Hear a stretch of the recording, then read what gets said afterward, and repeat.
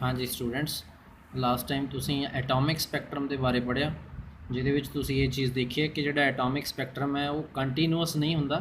जिवें आम नॉर्मल दे विच जो स्पैक्ट्रम बनता है लाइट का, आपां देखते हैं कि बारिश तो बाद जिहड़ी रेनबो बनती है वो स्पैक्ट्रम ही हुंदा है।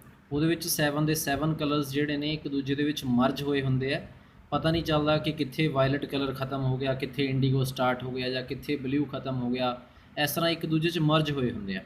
लेकिन जो एटम्स का स्पैक्ट्रम बनता है ये डार्क लाइनस जिहड़ियां ने प्रेजेंट होंदियां ने, जिहदे तो बिल्कुल एग्जैक्ट पता चल जाता है कि हाँ एक कलर फिर डार्क लाइन फिर दूजा कलर फिर डार्क लाइन। सो यहो ਜਿਹੇ स्पैक्ट्रम ਨੂੰ एटॉमिक स्पैक्ट्रम का नाम ਦਿੰਦੇ ਆ।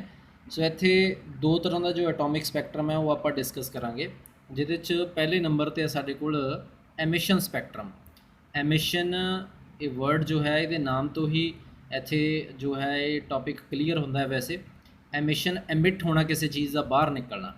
सो ਇੱਥੇ की होंदा है कि ਪਹਿਲਾਂ ਤੁਹਾਨੂੰ डायग्राम समझा दईए कि आ एक डिस्चार्ज ट्यूब ਲਈ हुई है। उस तरह जिवें ਪਹਿਲਾਂ ਤੁਸੀਂ ਇਲੈਕਟ੍ਰੋਨਸ ਜਿਹੜੇ ਉਹਨਾਂ ਦੀ ਡਿਸਕਵਰੀ ਦੇ ਲਈ ਡਿਸਚਾਰਜ ਟਿਊਬ ਲਈ ਸੀ, ਇਹਦੇ ਵਿੱਚ ਹਾਈਡਰੋਜਨ ਗੈਸ ਫਿਲ ਕਰ ਦਿੱਤੀ ਤੇ ਆ ਦੋ ਇਲੈਕਟ੍ਰੋਡ ਲਗਾ ਦਿੱਤੇ, ਇੱਕ ਇਹ ਤੇ ਇੱਕ ਇਹ, ਤੇ ਆ ਇਸ ਤਰ੍ਹਾਂ ਇਹ ਬਣਿਆ ਹੋਇਆ ਇਹ ਵਾਇਰਸ ਨੇ।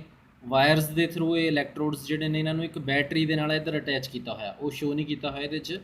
ਪੋਜ਼ਿਟਿਵ ਤੇ ਨੈਗੇਟਿਵ ਟਰਮੀਨਲ ਜਿਹੜੇ ਬੈਟਰੀ ਦੇ ਉਹਨਾਂ ਦੇ ਨਾਲ ਅਟੈਚ ਕਰ ਦਿੱਤਾ। ਜਦੋਂ ਹੀ ਸਵਿਚ ਔਨ ਕੀਤਾ ਬੈਟਰੀ ਦਾ ਤਾਂ ਉਸ ਸਮੇਂ ਇਹ ਗੈਸ ਜਿਹੜੀ ਹੈ ਉਹ ਗਲੋ ਕਰਨਾ ਸ਼ੁਰੂ ਕਰ ਦਿੰਦੀ ਹੈ, ਇਹਦੇ ਵਿੱਚੋਂ ਲਾਈਟ ਪ੍ਰੋਡਿਊਸ ਹੋਣੀ ਸ਼ੁਰੂ ਹੋ ਜਾਂਦੀ ਹੈ। सो हाइड्रोजन एटम्स जिहड़े ने इहदे विच प्रेजेंट है उन्होंने लाइट प्रोड्यूस की, इट मीनस हाइड्रोजन एटम्स बाहर निकले। सो उन्हां दीयां रेडिएशनस बाहर निकलियां। नैक्सट फिर एक स्लिट रखी हुई है। स्लिट एक सिंगल साडे कोल स्क्रीन हुंदी है जिहदे विच एक समॉल छोटा जिहा जिहड़ा बीम बनिया हुंदा, हल्का जिहा होल हुंदा है जिहदे विचों लाइट दा एक सिंगल जिहड़ा नैरो बीम, तिखा बीम जिहड़ा वो पार करके लंघदा है। जिवें आपां लेज़र लाइट देखदे हां छोटे बच्चों के कोल हुंदी है लेज़र लाइट, जेकर आप ਉਹਦੇ ਮੂਹਰੇ अलग-अलग ਉਹ ਲਗਵਾਉਣ ਵਾਲੇ ਹੁੰਦੇ ਆ जो ਢੱਕਣ ਹੁੰਦੇ ਆ।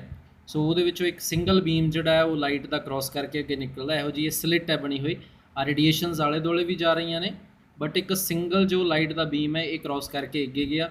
ਸੋ ਇਹਨੂੰ ਇੰਸੀਡੈਂਟ ਲਾਈਟ ਕਹਿੰਦੇ ਆ, ਇੰਸੀਡੈਂਟ ਜੋ ਆ ਰਹੀ ਹੈ। ਸੋ ਇਹ ਪ੍ਰਿਜ਼ਮ ਬਣਿਆ ਹੋਇਆ, ਪ੍ਰਿਜ਼ਮ ਦੇਖਿਆ ਹੋਇਆ ਤੁਸੀਂ ਸਾਰਿਆਂ ਨੇ। ਇਹੋ ਜਿਹਾ ਹੁੰਦਾ ਜਦੋਂ ਇਹ ਪ੍ਰਿਜ਼ਮ ਦੇ ਵਿੱਚੋਂ ਇੰਸੀਡੈਂਟ ਲਾਈਟ ਕ੍ਰੋਸ ਕਰਕੇ ਨਿਕਲੀ ਤਾਂ ਨੈਕਸਟ ਅੱਗੇ ਇਹੋ ਜਿਹੀਆਂ ਡਾਰਕ ਲਾਈਨਸ ਜਿਹੜੀਆਂ ਨੇ ਉਹ ਨਜ਼ਰ ਆਈਆਂ। ਆ ਸਕਰੀਨ ਹੈ, ਫੋਟੋਗ੍ਰਾਫਿਕ ਪਲੇਟ ਹੈ ਕੋਈ ਇੱਥੇ ਜੋ ਪਈ ਹੈ ਇਸ ਤਰ੍ਹਾਂ। ਮੈਂ ਹੱਥ ਦੀ ਸ਼ੇਪ ਦੇ ਵਿੱਚ ਇਸ ਤਰ੍ਹਾਂ ਦੱਸ ਦੇਣਾ ਕਿ ਇਸ ਤਰ੍ਹਾਂ ਪਈ ਹੈ ਇਹ ਐਕਚੁਅਲ 'ਚ, ਜਿਵੇਂ ਇਸ ਤਰ੍ਹਾਂ ਸਕਰੀਨ ਹੁੰਦੀ ਹੈ ਇਹ। ਸੋ ਇੱਥੇ 2 ਡਾਇਮੈਂਸ਼ਨਲੀ ਬਣਾਈ ਹੋਈ ਹੈ ਇਸ ਤਰ੍ਹਾਂ ਕਿ ਇਹ ਰੇਡੀਏਸ਼ਨਸ ਇੱਥੇ ਆ ਕੇ ਫਾਲ ਕੀਤੀਆਂ ਇਹਦੇ ਉੱਤੇ। ਤੇ ਨੈਕਸਟ ਇੱਥੇ ਤੁਸੀਂ ਦੇਖ ਸਕਦੇ ਆ, ਵੈਸੇ ਬੁੱਕ ਦੇ ਵਿੱਚ ਜਿਹੜੀ ਡਾਇਗਰਾਮ ਹੈ ਦਿੱਤੀ ਹੋਈ ਹੈ ਕਲਰਫੁਲ ਹੈ ਬਿਲਕੁਲ, ਐਨ ਤੁਹਾਨੂੰ ਦਿਖੂਗੀ, ਨਜ਼ਰ ਆਊਗੀ। ਤੁਸੀਂ ਬੁੱਕ 'ਚ ਵੀ ਦੇਖ ਸਕਦੇ ਹੋ ਡਾਇਗਰਾਮ। ਆ ਇੱਥੇ ਪਹਿਲਾਂ ਰੈੱਡ ਕਲਰ ਹੈ ਉੱਪਰ, ਫਿਰ ਆ ਡਾਰਕ ਲਾਈਨ ਇਸ ਤਰ੍ਹਾਂ, फिर येलो कलर, फिर डार्क लाइन, फिर उस तो बाद ब्लू कलर, फिर डार्क लाइन, फिर आ डार्क लाइन, फिर वायलट कलर। इस तरह मीनस ये अलग अलग जोड़े कलर्स ने उन्होंने डार्क लाइनस के द्वारा ये सैपरेट किया जाता है। सो आ डार्क लाइनस जिहड़ियां ये बनिया हुई ये एमिशन स्पैक्ट्रम तो बनदियां। ये एटॉमिक स्पैक्ट्रम है जिहदे विच आ तुहानूं दस्सिया सी कि डार्क लाइनस बनदियां। तुसीं लास्ट टाइम भी एटॉमिक स्पैक्ट्रम के बारे पढ़िया कि एटॉमिक स्पैक्ट्रम जो है वो डिसकंटीन्यूअस स्पैक्ट्रम होंदा है जिहदे विच शार्प जिहड़ियां ने लाइनस बनदियां जां बैंड्स बनदे जिन्हां दी फ्रीकुएंसी डेफिनेट हुंदी है, इस करके इसनूं लाइन स्पैक्ट्रम का नाम भी दिंदे आ। सो यही चीज़ हुण आपां जो तुसीं ये डायग्राम दे विच डिस्कस कीती है, सो इनू ही इत्थे तुसीं डिस्कस करोगे। सो लिखिया होया emission spectrum is obtained.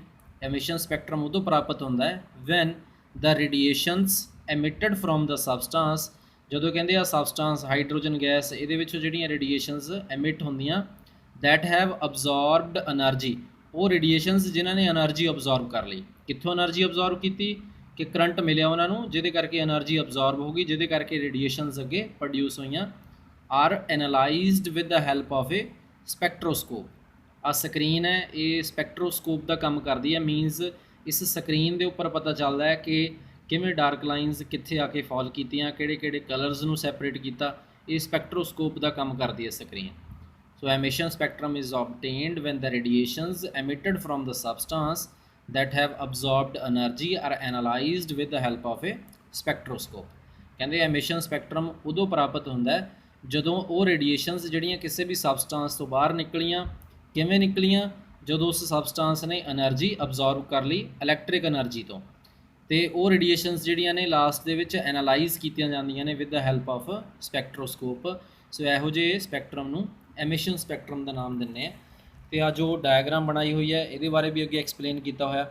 In this experiment the apparatus consist of a discharge tube in which hydrogen gas is present. ਦੱਸਿਆ ਤੁਹਾਨੂੰ ਆ ਡਿਸਚਾਰਜ ਟਿਊਬ ਹੈ, ਇਹਦੇ 'ਚ ਹਾਈਡਰੋਜਨ ਗੈਸ ਪ੍ਰੈਜ਼ੈਂਟ ਹੈ। The discharge tube is heated by passing electric current at low pressure. ਤੇ ਇਹ ਜਿਹੜੀ ਡਿਸਚਾਰਜ ਟਿਊਬ ਹੈ ਇਹਨੂੰ ਹੀਟ ਕੀਤਾ ਗਿਆ ਇਲੈਕਟ੍ਰਿਕ ਕਰੰਟ ਪਾਸ ਕਰਵਾ ਕੇ। And then hydrogen gas emit some radiations which are then passed through a narrow slit. ਤੇ ਕਹਿੰਦੇ ਫਿਰ ਇਹ ਹਾਈਡਰੋਜਨ ਗੈਸ ਨੇ ਕੁਛ ਰੇਡੀਏਸ਼ਨਸ ਪ੍ਰੋਡਿਊਸ ਕੀਤੀਆਂ ਜਿਹੜੀਆਂ ਇੱਕ ਨੈਰੋ ਸਲਿਟ ਦੇ ਵਿੱਚੋਂ ਪਾਰ ਕਰਕੇ ਗਈਆਂ। And a single beam of light is obtained. ਤੇ ਉਸ ਤੋਂ ਬਾਅਦ ਲਾਈਟ ਦਾ ਇੱਕ ਸਿੰਗਲ ਬੀਮ ਜੋ ਹੈ ਉਹ ਪ੍ਰਾਪਤ ਕੀਤਾ ਗਿਆ। This beam is then passed through a prism and it splits into a. ਤੇ ਫਿਰ ਇਸ ਬੀਮ ਨੂੰ ਕਹਿੰਦੇ ਇੱਕ ਪ੍ਰਿਜ਼ਮ ਦੇ ਵਿੱਚੋਂ ਪਾਸ ਕੀਤਾ ਗਿਆ ਤੇ ਇਹ ਸਪਲਿਟ ਹੋ ਗਿਆ, ਟੁੱਟ ਗਿਆ ਇਹ into a series of colour bands. ਆ ਲਿਖਿਆ ਹੋਇਆ ਇੱਥੇ into a band of different colours. Different colour ਦੇ ਬੈਂਡ ਦੇ ਵਿੱਚ ਉਹ ਸਪਲਿਟ ਹੋ ਗਈਆਂ radiations which are detected with the help of a screen, ਜਿਨ੍ਹਾਂ ਨੂੰ ਕਿ ਇੱਕ ਸਕਰੀਨ ਦੀ ਹੈਲਪ ਦੇ ਨਾਲ ਦੇਖਿਆ ਗਿਆ। ਆਫਟਰ ਐਨਾਲਾਈਜ਼ਿੰਗ ਅ ਸਕਰੀਨ ਥਰੂ ਅ ਸਪੈਕਟਰੋਸਕੋਪ, ਜਦੋਂ ਕਹਿੰਦੇ ਉਸ ਸਕਰੀਨ ਨੂੰ ਸਪੈਕਟਰੋਸਕੋਪ ਦੀ ਹੈਲਪ ਦੇ ਨਾਲ ਦੇਖਿਆ ਗਿਆ, then it is observed that the spectrum of hydrogen consists of dark lines of definite frequency। ਤੇ ਕਹਿੰਦੇ ਜਦੋਂ ਉਸ ਸਕਰੀਨ ਨੂੰ ਸਪੈਕਟਰੋਸਕੋਪ ਦੀ ਹੈਲਪ ਦੇ ਨਾਲ ਦੇਖਿਆ ਗਿਆ ਤਾਂ ਇਹ ਚੀਜ਼ ਦੇਖੀ ਗਈ ਕਿ ਜਿਹੜਾ ਹਾਈਡਰੋਜਨ ਐਟਮ ਦਾ ਸਪੈਕਟਰਮ ਸੀ ਉਹ ਡਾਰਕ ਲਾਈਨਸ ਤੋਂ ਮਿਲ ਕੇ ਬਣਿਆ ਹੋਇਆ ਸੀ, ਜਿਨ੍ਹਾਂ dark lines the frequency definite C. That is why it is called line spectrum. ਇਸੇ ਕਰਕੇ ਇਸ ਸਪੈਕਟਰਮ ਨੂੰ ਨਾਮ ਦਿੱਤਾ ਗਿਆ ਲਾਈਨ ਸਪੈਕਟਰਮ ਦਾ। ਸੋ ਅੱਜ ਦੇ ਲਈ ਤੁਹਾਡਾ ਇੰਨਾ ਹੀ ਟੌਪਿਕ ਸਹੀ। ਨੈਕਸਟ ਜੋ ਟੌਪਿਕ ਹੈ ਤੁਹਾਡਾ ਉਹ ਆਪਾਂ ਨੈਕਸਟ ਵੀਡੀਓ ਦੇ ਵਿੱਚ ਡਿਸਕਸ ਕਰਾਂਗੇ। Thank you.